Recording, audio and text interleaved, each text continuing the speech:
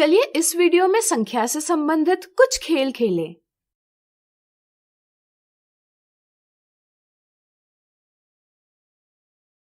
कोई भी 2 अंकों की एक संख्या अपने मन में लीजिए।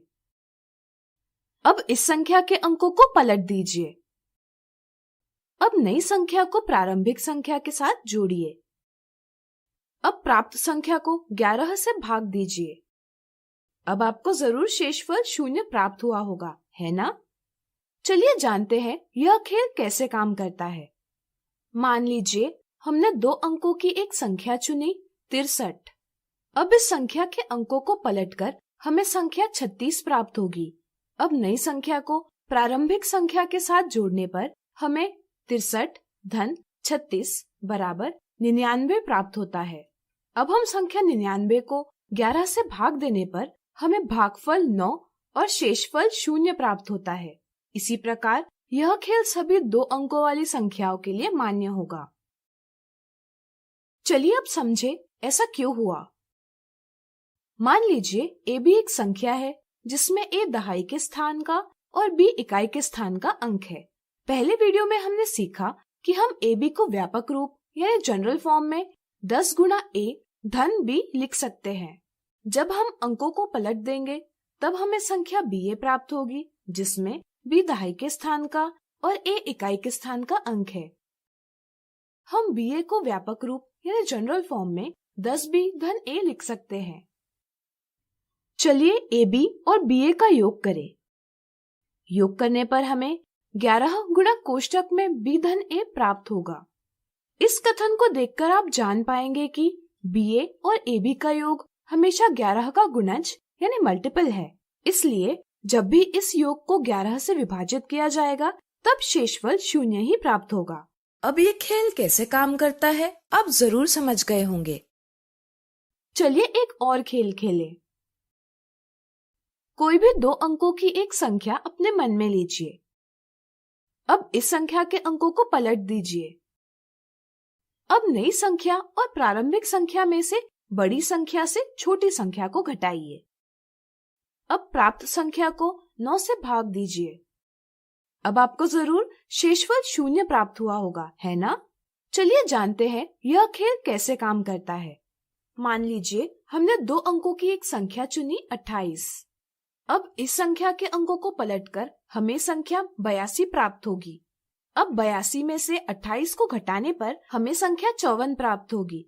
अब प्राप्त संख्या 54 को 9 से भाग देने पर हमें भागफल 6 और शेषफल 0 प्राप्त होता है। इसी प्रकार यह खेल सभी 2 अंकों वाली संख्याओं के लिए मान्य होगा। क्या आप जानना चाहेंगे ऐसा क्यों होता है? चलिए हम बताते हैं। मान लीजिए हमने एक संख्या ab ली जिसमें b a से बड़ा अंक है। इस संख्या को हम व्यापक रूप में 10a धन b लिख सकते हैं। अंकों को पलटकर संख्या प्राप्त होगी ba जिसे हम व्यापक रूप में 10b धन a लिख सकते हैं। चूंकि b a से बड़ा है इसलिए हम कह सकते हैं कि ba ab से बड़ी संख्या है। तो चलिए बड़ी संख्या ba से छोटी संख्या ab को घटाएं। इससे हमें प्राप्त होगा 9 गुणा कोष्ठक में b ऋण a। इस कथन को देखकर आप जान पाएंगे कि ba ऋण ab का परिणाम हमेशा 9 का गुणज रहेगा। इसलिए जब भी ba ऋण ab के परिणाम को 9 से विभाजित किया जाएगा तब शेषफल 0 ही प्राप्त होगा। अब ये खेल कैसे काम करता है आप जरूर समझ गए होंगे। आपने समाचार पत्रों या पत्रिकाओं में निम्न प्रकार की पहेलियां देखी होंगी। चलिए इन्हें हल करना सीखें। इन्हें हल करने के लिए हमें 2 नियमों को अपनाना होगा। पहला, प्रत्येक अक्षर केवल एक अंक और एक अंक केवल एक अक्षर को निरूपित करता है। दूसरा, संख्या का पहला अंक 0 नहीं हो सकता। चलिए इन नियमों की सहायता से दी गई पहेली को हल करें। हम देखते हैं कि 4 और b का योग ऐसी संख्या है जिसकी इकाई पर 3 आता है। तो क्या आप बता सकते हैं b का मान क्या होगा? सोचिए। चलिए हम बताते हैं। अगर हम b का मान 9 ले तो 4 धन 9 बराबर 13 आता है। यह वांछित संख्या है जिसकी इकाई पर 3 है।